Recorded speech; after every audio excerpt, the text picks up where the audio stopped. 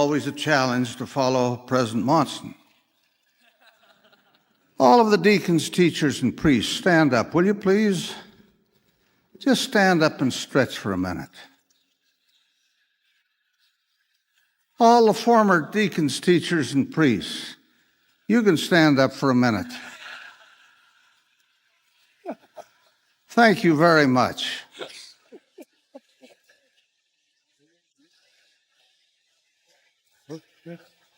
I think I'd like to say a few things to the boys, and you old men can listen or sleep.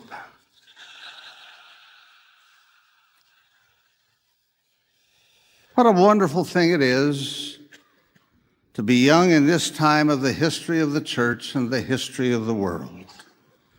Surely this is the great age of enlightenment. This is a time like no other time before. Never before has there been so much of scientific discovery. Never before has there been greater opportunities for education. Never before have there been such widespread opportunities for service in the church. I almost feel jealous of you, and then I do not. I think of the many problems with which you live. You face difficult temptations that are all around you. It's easy for old men to lecture young men. Rather than do that, I think I would like to do something I've never done before. If you will permit me a personal indulgence, I wish to talk with you about some lessons I learned when I was a boy. I grew up here in Salt Lake City, a very ordinary kind of freckled-faced kid. I had a good father and mother. My father was a man of education and talent. He was respected in the community. He had a love for the church and for its leaders. President Joseph F. Smith, who was president in my childhood, was one of his heroes. He loved President Heber J. Grant, who became president of the church in 1918. My mother was a gifted and wonderful woman. She too was an educator.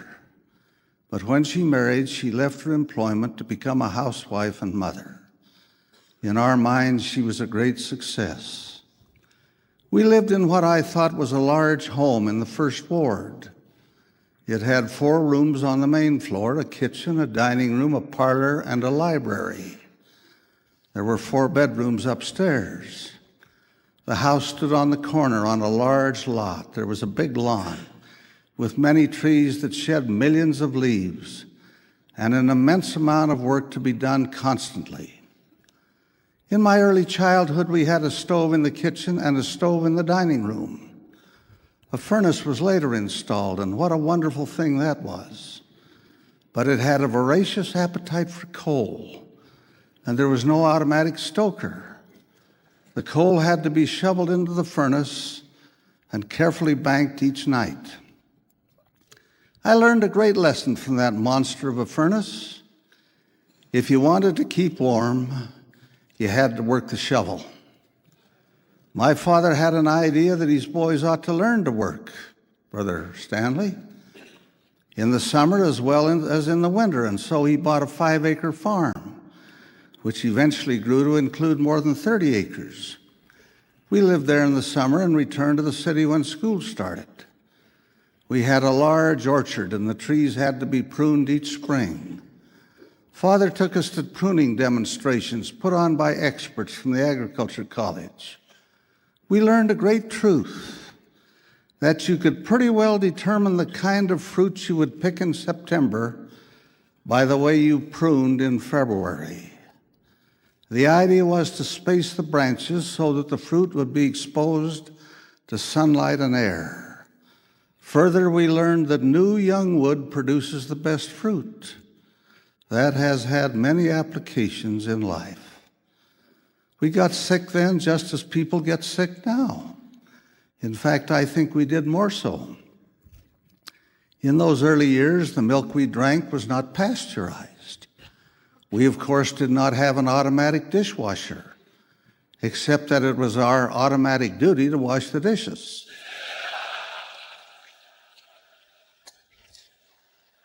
When we were diagnosed as having chicken pox or measles, The doctor would advise the city health department, and a man would be sent to put a sign in the front window. This was a warning to anyone who might wish to come to our house that they did so at their own peril. If the disease were smallpox or diphtheria, the sign was bright orange with black letters. It said, in effect, "Stay away from this place." I learned something I have always remembered: to watch for signs of danger and evil and stay away. I attended the Hamilton School, which was a big 3-story building. The structure was old and poor by today's standards, but I learned that it was not the building that made a difference, it was the teachers. When the weather would permit, we assembled in front of the school in the morning, pledged allegiance to the flag, and marched in orderly fashion to our rooms. We dressed neatly for school, and no unkempt appearance was tolerated. The boys wore a shirt and a tie and short trousers. We wore long black stockings that reached from the foot to above the knee. They were made of cotton, and they wore out quickly, and they had to be darned frequently. We learned how to darn, because it was unthinkable to go to school with a hole in your stocking. We learned a lesson on the importance of personal neatness and tidiness, and that has blessed my life ever since.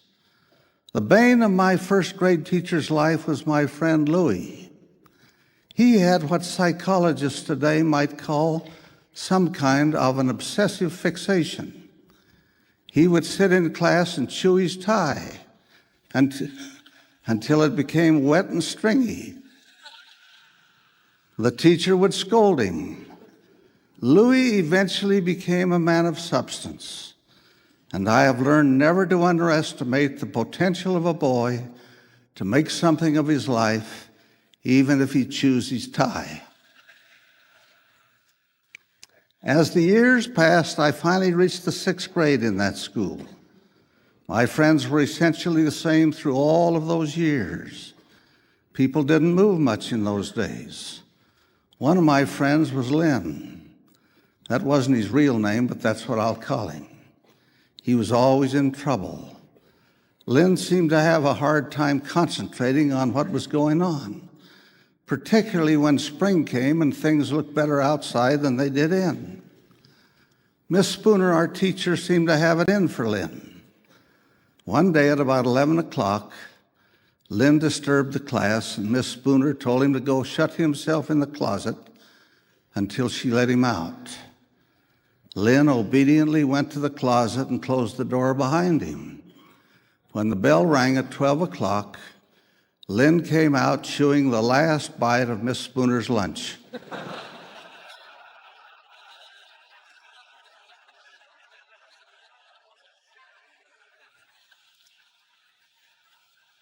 We couldn't help laughing, all but Miss Spooner, and that made matters worse.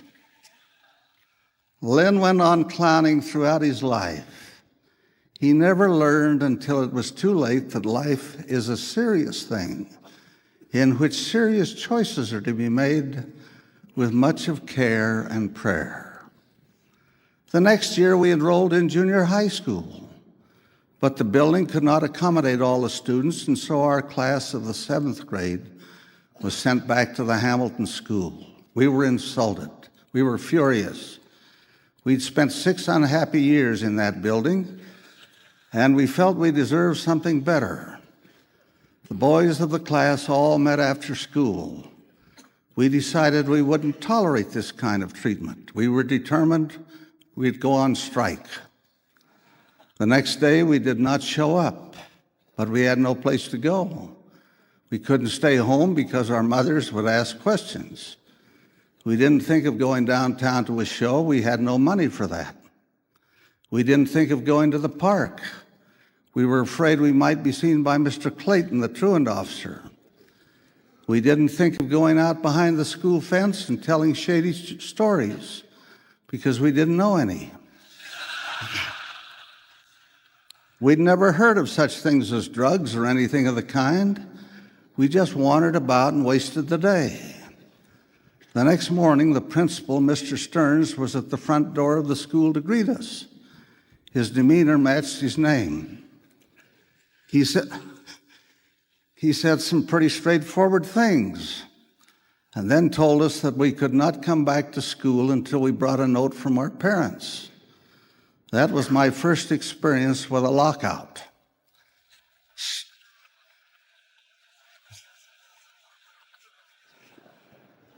Striking, he said, was not the way to settle a problem. We were expected to be responsible citizens, and if we had a complaint, we could come to the principal's office and discuss it.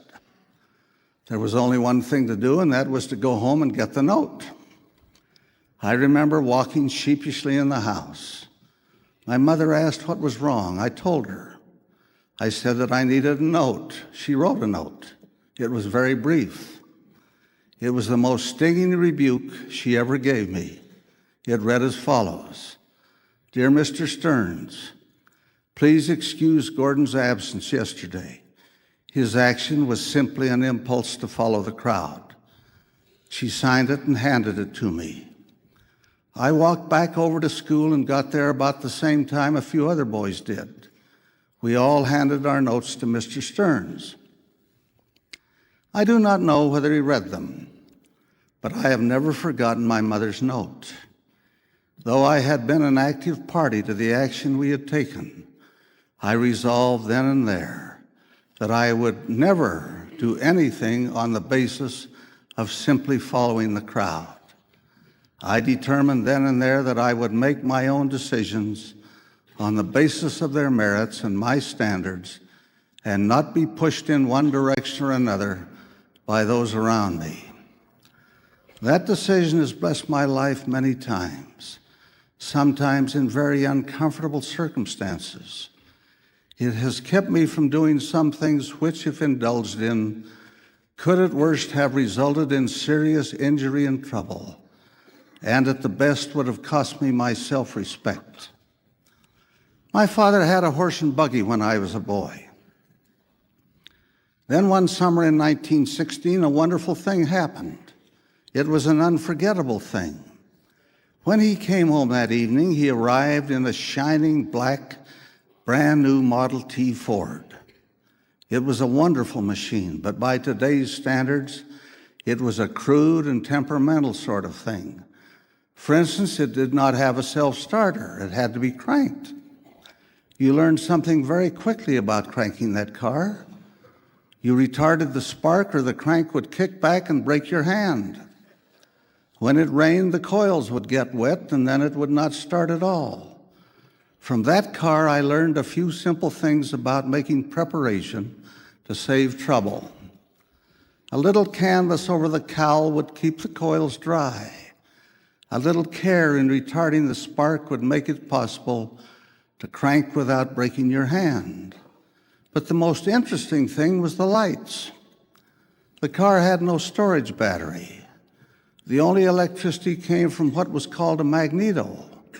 The output of the magneto was determined by the speed of the engine. If the engine was running fast, the lights were bright. If the engine slowed, the lights became a sickly yellow. I learned that if you wanted to see ahead as you were going down the road, you had to keep the engine running at a fast clip. So, just as I've discovered, it is with our lives. Industry, enthusiasm, and hard work lead to enlightened progress. You have to stay on your feet and keep moving if you're going to have light in your life.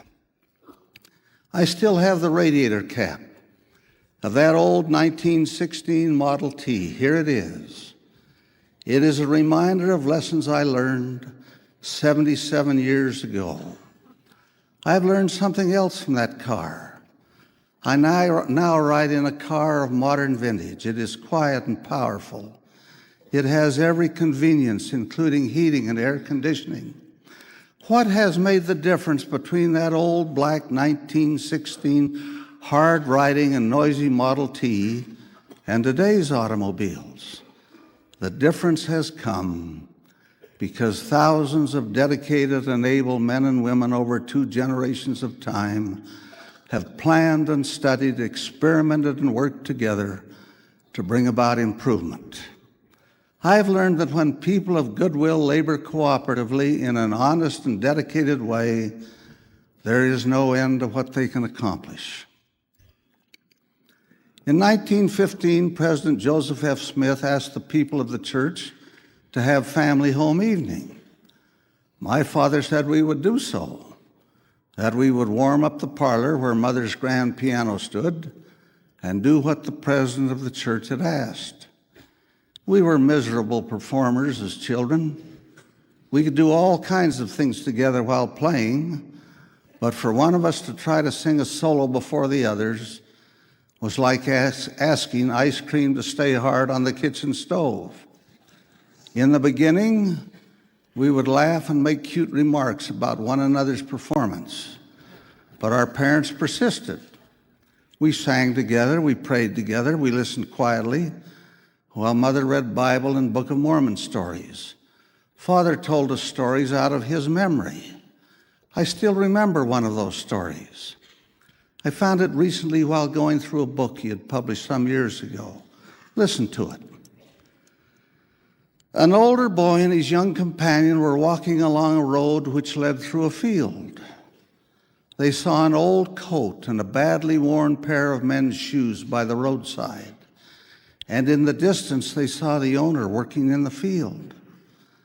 The younger boy suggested that they hide the shoes, conceal themselves, and watch the perplexity on the owner's face when he returned. The older boy thought that would not be so good. He said this owner must be a very poor man from the looks of his clothes. So after talking the matter over at his suggestion, they concluded to try another experiment. Instead of hiding the shoes, they would put a silver dollar in each one. They happened each to have a silver dollar. They don't make them like that anymore. And see what the owner did when he discovered the money. So that's what they did. Pretty soon the man returned from the field, put on his coat, slipped one foot into his shoe, felt something hard, took it out, and found a silver dollar. Wonder and surprise shone upon his face. He looked at the dollar again and again, turned around and could see nobody, then proceeded to put on the other shoe, when to his great surprise he found another dollar. His feelings overcame him. He knelt down and offered aloud a prayer of thanksgiving, in which he spoke of his wife being sick and helpless, and his children without bread. He fervently thanked the Lord for this bounty from unknown hands and evoked the blessings of heaven upon those who had given him this needed help. The boys remained hidden until he had gone. They'd been touched by his prayer and felt something warm within their hearts. As they left to walk down the road, one said to the other, "Now really, don't you have a good feeling?" Out of those simple little meetings, held in the parlor of our old home, came something indescribable and wonderful. Our love for our parents was strengthened. Our love for brothers and sisters was enhanced. Our love for the Lord was increased. An appreciation for simple goodness grew in our hearts. These wonderful things came about because our parents followed the counsel of the president of the church. I have learned something tremendously significant out of that. In that old home, we knew that our father loved our mother. That was another of the great lessons of my boyhood. I have no recollection of ever hearing him speak unkindly to her or of her. He encouraged her in her individual church activities and in neighborhood and civic responsibilities. She had much of native talent, and he encouraged her to use it. Her comfort was his constant concern. We looked upon them as equals, companions who worked together and loved and appreciated one another as they loved us. She likewise encouraged him, did everything in the world to make him happy. At the age of 50, she developed cancer. He was solicitous of her every need. I recall our family prayers with his tearful pleadings and our tearful pleadings. Of course, there was no medical insurance then. He would have spent every dollar he owned to help her. He did, in fact, spend very much. He took her to Los Angeles in search of better medical care, but it was to no avail. That was 62 years ago, but I remember with clarity my broken-hearted father as he stepped off the train and greeted his grief-stricken children. We walked solemnly down the station platform to the baggage car where the casket was unloaded and taken by the mortician. We came to know even more about the tenderness of our Father's heart. This has had an effect on me all of my life. I also came to know something of death, the absolute devastation of children losing their mother, but also of peace without pain, and the certainty that death cannot be the end of the soul. We didn't openly speak about love for one another very much in those days. We didn't have to. We felt that security, that peace, that quiet strength, which comes to families who pray together, work together, and help one another. Honor thy father and thy mother, that thy days may be long upon the land which the Lord thy God giveth thee. As a boy, I came to believe in that divine commandment. I think it is such a great commandment from the Lord. If it were only observed more widely, there would be far less misery in the homes of the people. Instead of backbiting, accusation, argument, there would be appreciation and respect and quiet love. My father is long since gone. I have become a father and a grandfather and a great-grandfather. The Lord has been very kind. I've experienced my share of disappointments, of failures, of difficulties, but on balance, life has been very good. I have tried to live it with enthusiasm and appreciation. I have known much of happiness, oh so very much. The root of it all, I believe, was planted in my childhood and nurtured in the home, the school, and the ward in which I grew, where I learned simple but important lessons in living. I cannot be grateful enough. My heart aches, I grieve when I see the tragedy of so many broken homes, of homes where husbands do not seem to know how to treat their wives, of homes where children are abused and grow to become the abusers of another generation.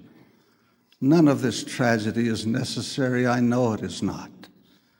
The answer to our problems lies in following the simple gospel of Jesus Christ, the Son of God who brought into the world his Father's love. Brethren, will you forgive me for taking your time to talk in a personal way as I have done?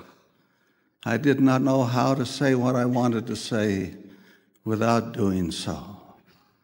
Young man, do what is right. Let the consequence follow. Choose the right when a choice is placed before you. Fathers, be good men, that your wives will speak of you with love and appreciation, and your children will remember you with gratitude everlasting. I humbly pray in the name of Jesus Christ. Amen.